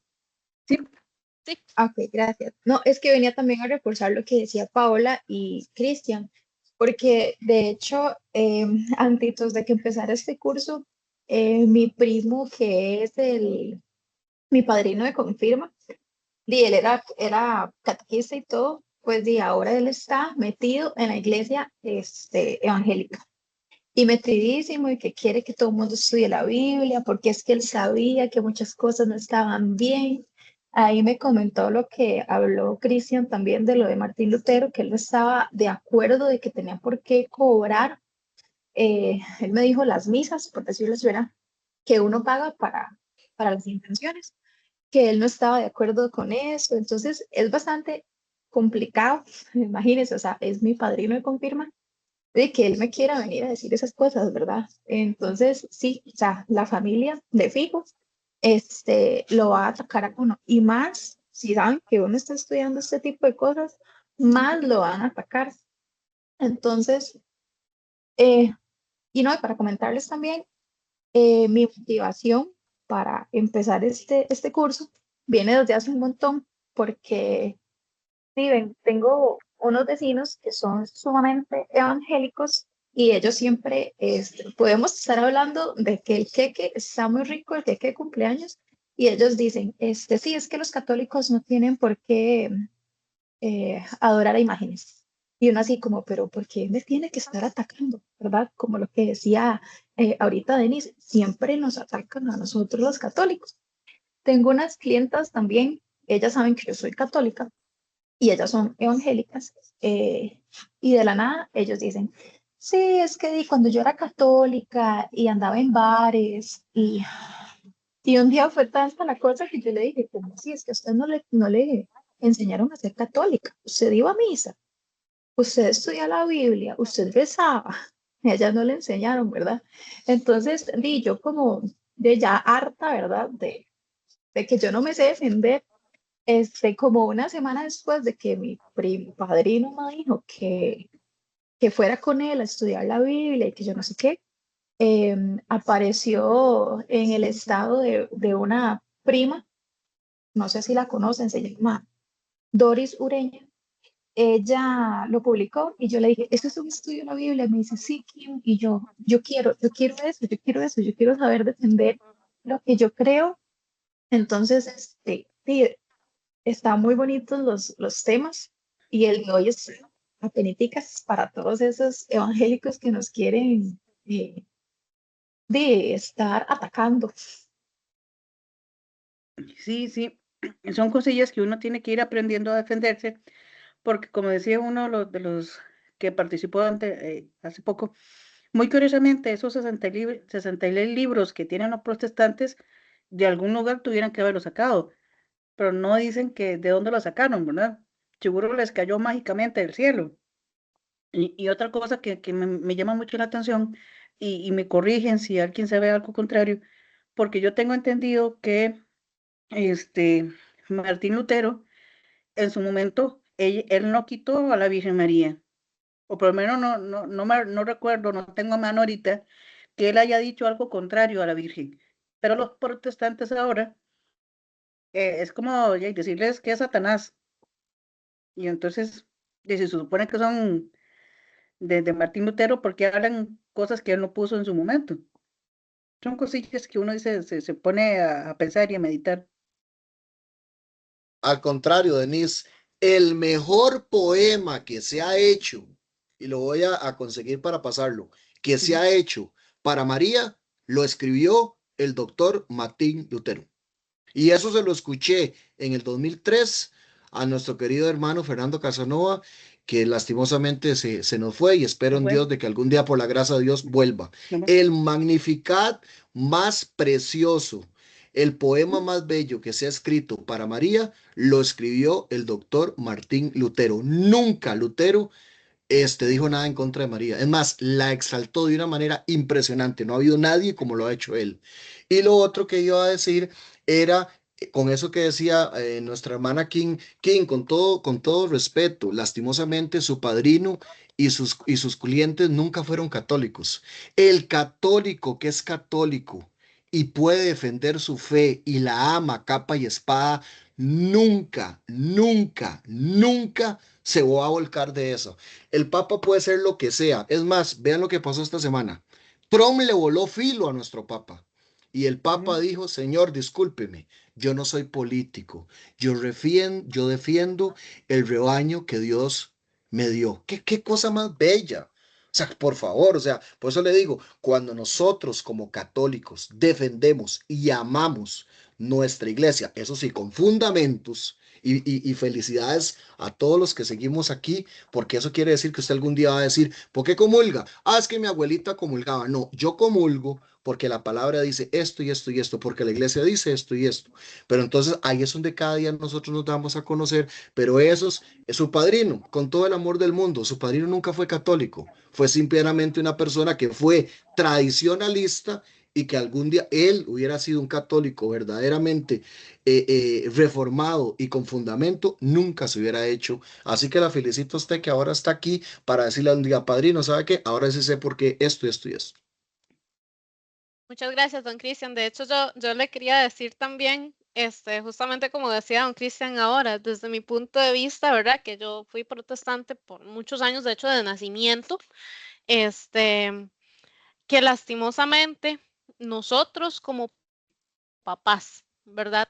No educamos a nuestros hijos en la fe católica justamente por tradicionalismo, porque los llevamos a bautizar por tradición, los llevamos a hacer la primera comunión por tradición. Y ya después de ahí no nos aseguramos a que sigan la catequesis, de que siga, ¿verdad?, en los diferentes grupos de la iglesia. Y entonces cuando llegan a la edad donde ellos deciden que si ir a bares, que aquí, que allá, que no me interesa, ¿verdad?, emborracharme, porque por si la iglesia no lo prohíbe, es porque realmente no sabe y no conoce. Entonces, la iglesia en efecto no impone, ¿verdad? La iglesia no impone, no prohíbe, ¿verdad? La iglesia, digamos, nos enseña a ser buenos cristianos, buenos hermanos, ¿verdad? A amar al prójimo, a todo lo que el Señor nos vino a enseñar. Y está en nosotros si nosotros queremos ponerlo en la práctica y si nosotros queremos aprender. Ahora bien, ¿por qué es importante estos cursos de apologética, ¿verdad? Uno, después va a venir apologética 2, donde probablemente se vaya a entrar en temas más profundos y demás, porque justamente el católico se hace protestante porque no conoce su fe. Y yo se los digo desde mi punto de vista como ex protestante, ¿verdad? Si si el católico se educara en su fe católica, estaría enamorado de su fe, estaría enamorado de la iglesia, de todo lo que el Señor y la Virgen, ¿verdad? Uno puede aprender.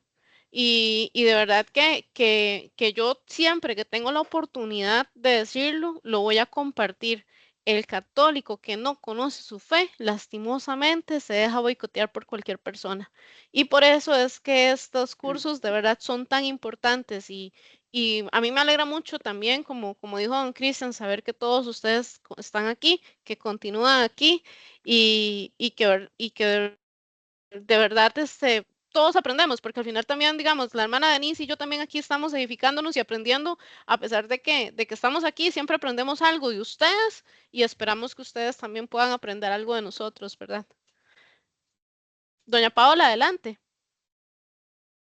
Sí, solo quería agregar que, bueno, esto que les comenté rápidamente, mi hermana me pasó el viernes pasado, de la semana pasada, y sin embargo, pude defenderme en ciertos temas que habíamos visto y me sentí tan feliz de poder, lo de Lutero. Ella me saca, no, lo de Lutero, no, lo de el de, ay, Constantino, que él era el que había inventado la religión, creado la religión católica, que lo habíamos visto ya en uno de los temas.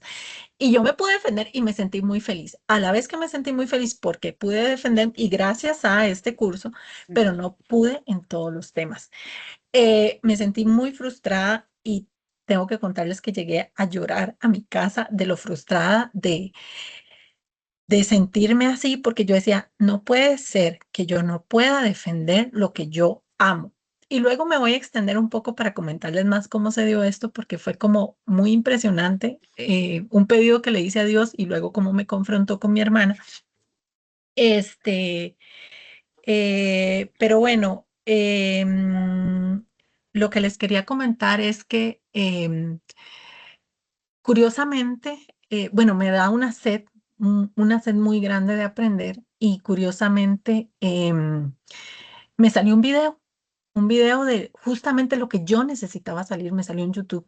Y yo, no puede ser, esto era lo que yo necesitaba. Y es que no sabía dónde buscar y era lo que yo necesitaba de la iglesia primitiva. Y me salió este video de este apologeta y empecé, o sea, les digo, no me alcanzan las horas del día para consumir lo que quiero ver. Pero les iba a comentar algo que hoy escuché y me gustó mucho.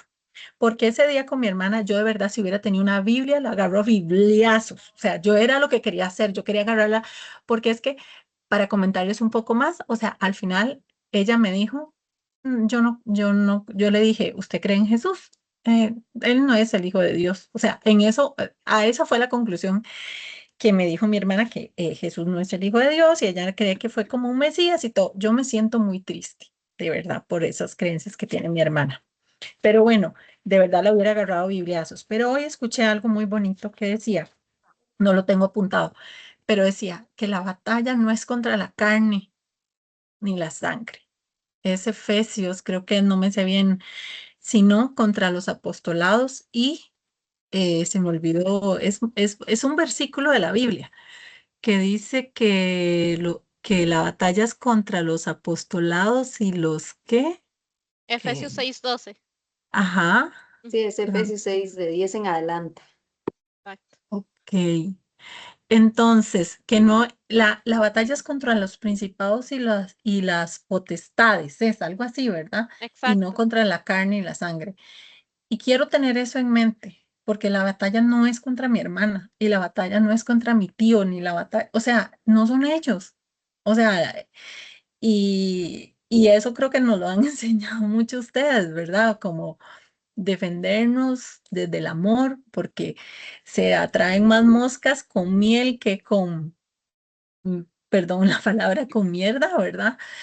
Pero eso, o sea, que de verdad no es irnos a pelear y a discutir, sino que ir a defender la fe desde el amor, que eso es a lo que llama Jesús, ¿verdad? Pero bueno, eso era nada más. Muchas gracias. Muchas gracias a usted, doña Paola, por sus palabras y también por su interés en el curso, el suyo y el de todos los que están aquí. De hecho, había algo que sí quería decirles, ahora que estaban diciendo, que no me acuerdo si fue doña Paola la que dijo que la gente dice, bueno, ¿por qué se paga misas? Yo entendí que es que eso es una palabra que nosotros mismos, ¿verdad? Nosotros como católicos hemos usado mal. Yo he escuchado, digamos, a alguien decir, de hecho, hasta gente católica muy cercana a mí que dice, es que tengo que ir a pagar la misa porque se murió el papá de tal persona. Y nosotros mismos, perdonen la expresión que voy a usar, hemos prostituido esa palabra así.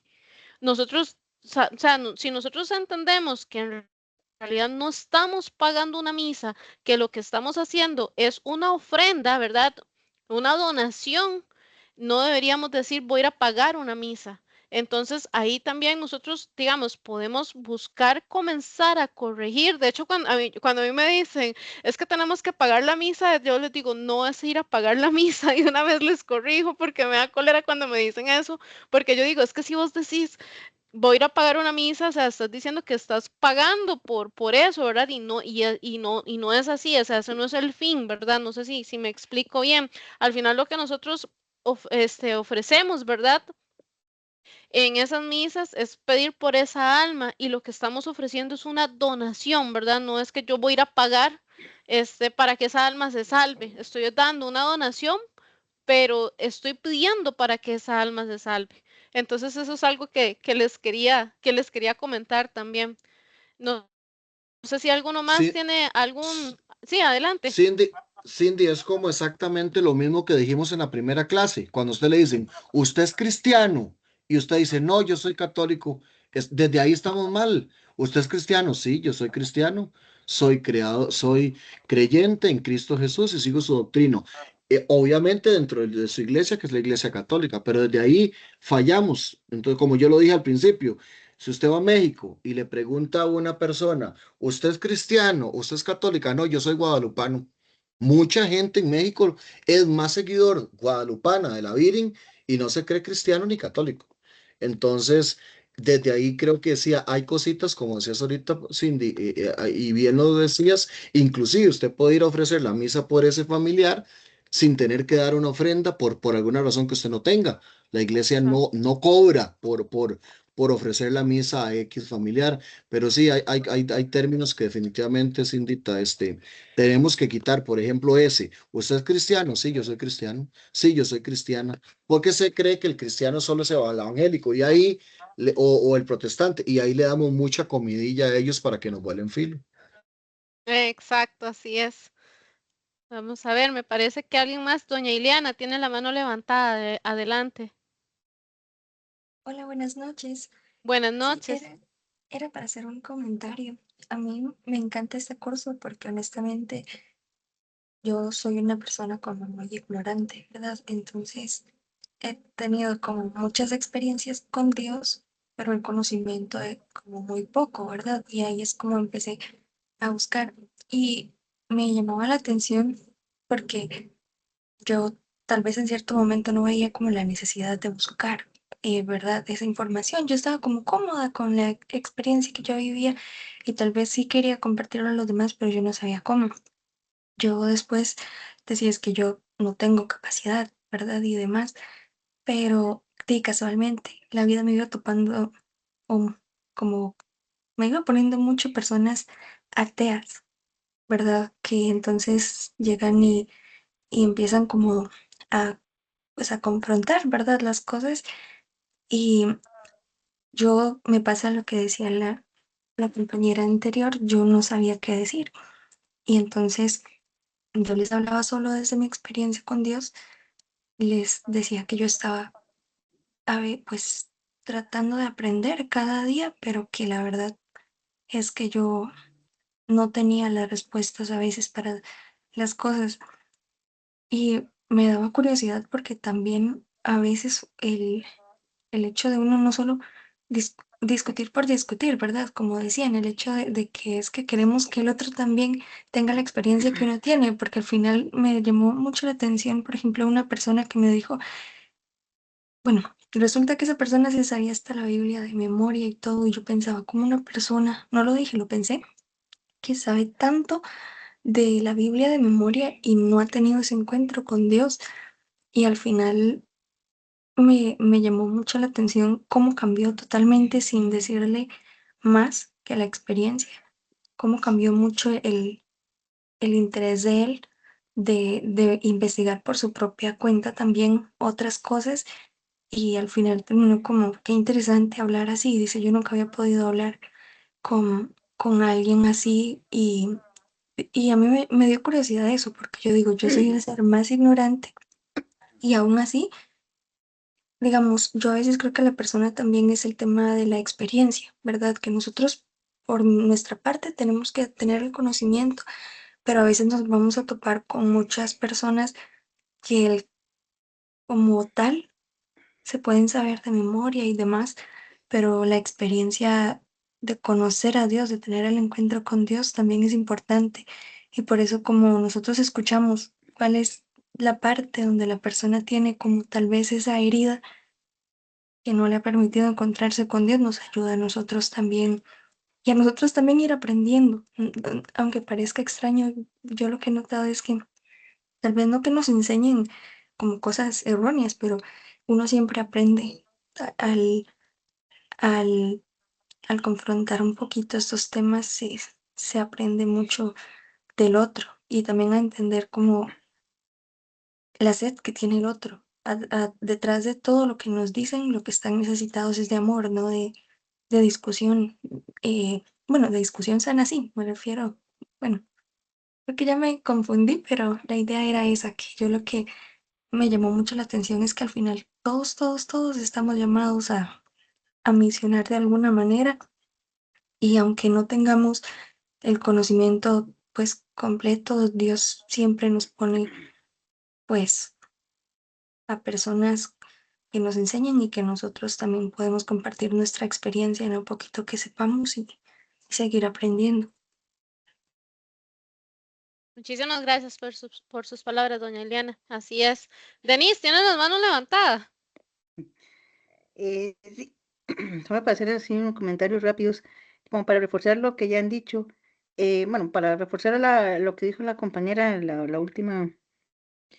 Vea, Santa Teresita de Ávila, una persona que casi no tenía estudios, fue la persona quien reformó a las carmelitas, una reforma monumental, y uno dice, wow, alguien, porque uno, cuando uno intenta hacer algo, y más en temas de iglesia y todo lo demás, es que para ir a predicar necesito, no sé, X estudios o X cosa o demás, pero yo me pongo a pensar, pero Santa Teresita de Ávila, casi no tenía estudios, hizo toda una reforma, hizo que las hermanas de su congregación, a pesar de las luchas y demás, le hicieran, obedecieran. Y si ustedes se han puesto a analizar muchas de las apariciones de la Virgen que han transformado la iglesia en sus diferentes denominaciones y en sus años en que aparecieron, fueron a personas humildes, no solo de dinero, sino humildes de estudios, que casi o no sabían leer o casi no tenían algún tipo de conocimiento de la lectura o escritura, porque vea, Santa Bernadette, una pastorcita, la Virgen de Fátima, las transformaciones que hizo esa Virgen, y tres pastorcitos que no se ven, casi que no se ven ni leer ni escribir, la guadalupana, un indito, gente que casi no tenía estudios, gente pobre, gente humilde, pero creyente en Dios, que se dejaron, le dijeron sí a la Virgen, se dejaron ser instrumentos del amor de Dios, y que a pesar es como ejemplos que la Virgen, que la iglesia nos da, como para decir, ok, no necesito tener un 7 doctorados en no sé qué cosa para ir a predicar, no, es el amor de Dios. Muchas veces, atraemos a las abejas con miel, pero esa miel puede ser el ejemplo, puede ser, no sé, que pasamos cantando una canción X, ay, le llamó la atención esa canción a la otra persona y por solo escucharla. De hecho, la Santa Teresita de Ávila tiene una frase que me llama mucho y siempre trato de recordarla, referente a la Virgen María. No me dijo nada, pero me lo dijo todo. Entonces, ¿cómo hacer eso dentro de nuestra historia de vida? ¿Cómo ir a predicarle a alguien y decir, no me dijo nada, pero me lo dijo todo? ¿Cómo hacemos eso? No sé, con una canción, con un ejemplo, con un servicio. Y solo les lanzo la propuesta. ¿Quieren de aquí? Somos, no sé, pasamos escuchando Santa Clara, que es una radio católica, o Radio Fides, no sé, es por decir algo, o ponemos Televit, que es el canal de Telefides, que es la radio, la radio oficial de la arquidiócesis. Tal vez alguna palabra, alguna oración que dijo alguien que está escuchando Radio Fides, no sé, le llegue a la otra persona, y por influencia de esa canción, uy, es que me dijo un clic y yo quiero más saber más, no sé, tal vez le llegue a preguntar a alguien o se acerque, mira, es que me gustó la forma de predicar a esa persona. ¿Qué es lo que estabas escuchando?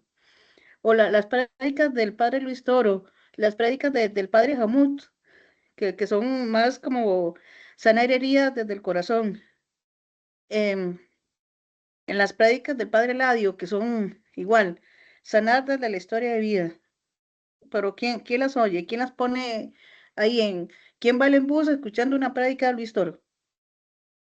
No sé, no a todo volumen, no, pero a un cierto volumen que tal vez la persona que se le sienta a la par esté escuchando y tal vez, ay no, qué feo que estar escuchando a un padre. O es que no sabemos, puede ser que esa prédica del padre Luis Toro, una palabra que dijo, es la semilla de siembra para la otra persona. Y otra cosa que quería comentar, vean, la Iglesia Católica nunca ha pedido, o por lo menos durante los últimos años, no pide que, como decía Cindy, decía el hermano perdón, es que se me fue el nombre, no es que vamos a ir a pagar una misa, no, es una donación que uno hace a la iglesia y ni siquiera de un monto X, porque relativamente la iglesia es la institución, a pesar de las ayudas que hacen las iglesias evangélicas, es la mayor institución que hace obras benéficas, sigue ayudando a gente pobre, a niños con hambre, a llevar juguetes, a llevar cuadernos, lapiceros, la mayor institución que ayuda a los pobres es la Iglesia Católica. ¿De dónde saca el dinero? De las ofrendas, que no son, porque son ofrendas, son donaciones, no es que la iglesia cobra por tal. A mí me llamó mucho, poderosamente la atención, un amigo que se casó hace como unos 3 años, me dice, es que yo no me caso porque es que no tengo voy a poner un monto X porque eso no fue lo que le costó, no tengo los $90,000 para ir para casarme. Y yo me quedé pensando, ¿y en cuál iglesia le cobran $90,000 para casarlo? Yo le pregunté, ¿verdad? Me dice, no, ninguna, pero es que la fiesta, es que la ropa y que no sé qué. Ay, no invente, Vani. Vaya, compra unos pingüinitos, le pone una candela, una Coca-Cola, va y le dice al padre que tal día se llegan a casar, se casan, la fiesta es la Coca-Cola y los pingüinos y listo. Después ustedes verán si quieren fiesta después, pero es que la iglesia no cobra nada. Eso solo le dice el padre, ok, padre, ocupamos tal día y por favor unas palabritas y el sacramento y todo lo demás, igual para el bautismo. ¿Cuánto gastamos o cuánto gastan? Que no sé, que el traje, que no sé qué cosa, que la comida. Es que la iglesia no pide nada, pero es que si no tenemos la fiesta, si no tenemos la comida, no es que diga que todos hacen eso, pero yo he escuchado a muchos familiares y a muchos amigos que hacen eso, o hacen los sacramentos porque vamos a ir a hacer unos a comelona. Pero es que, primero que el objetivo del sacramento no es ese, pero después es una donación lo que hace a la iglesia, porque de esa donación, cada parroquia agarra de esas donaciones para comidas para los pobres, que para los gastos de mantenimiento de la iglesia, porque lamentablemente vivimos en una sociedad y pues la iglesia tiene que limpiarse. Y la iglesia ahora tiene que tener baños para la gente que va a misa. Si quieren ir a hacer del baño, el baño tiene que tener agua. El agua se la cobran, la luz se la cobran. ¿Y dónde saca para pagar eso? Pues de las donaciones. Eso era. Gracias, Denise.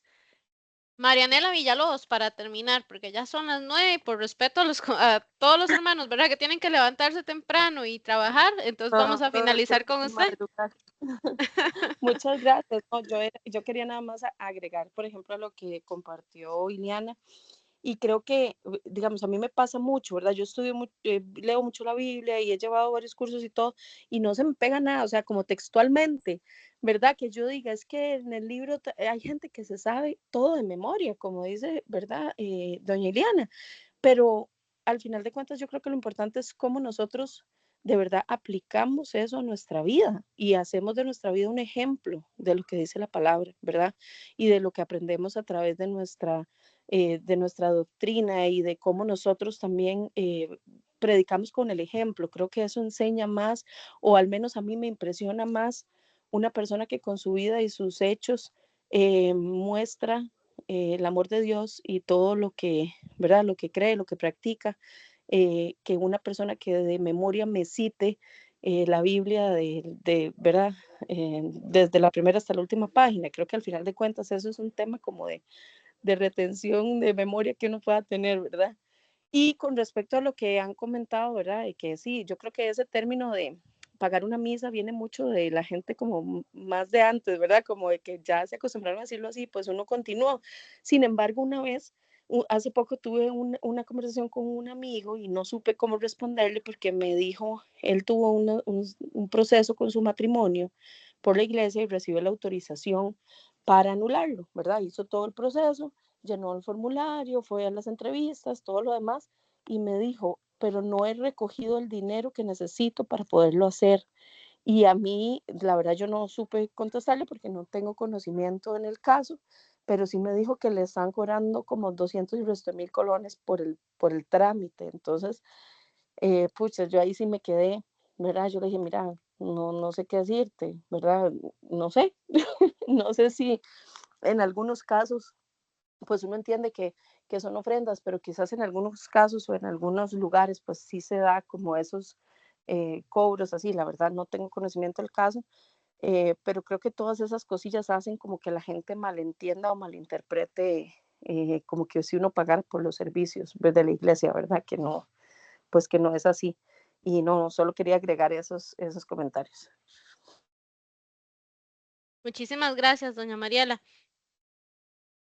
Hermanos, de verdad me siento muy agradecida con ustedes por su participación, por sus comentarios, por todas sus dudas.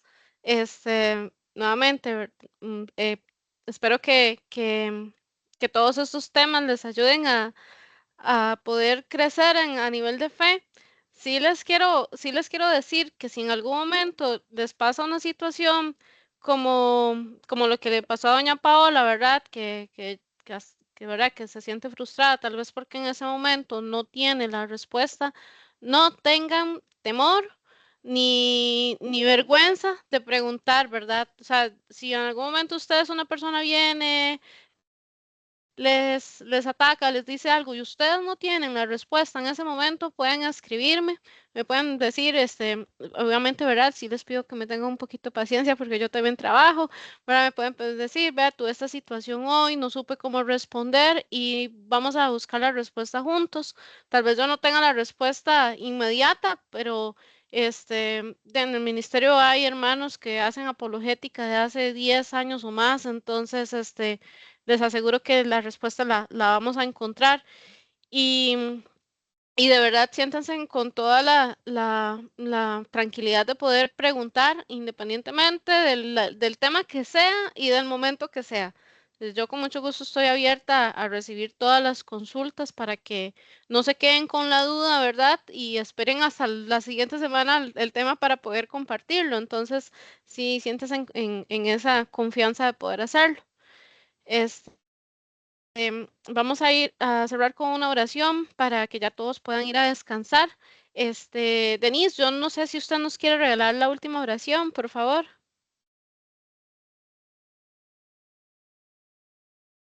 Ok, voy. En nombre del Padre, del Hijo y del Espíritu Santo. Amén. Gracias, Padre, por darnos una oportunidad de aprender más de tu palabra, de aprender más de ti. Pedimos y damos gracias por la intercesión del Espíritu Santo en este día.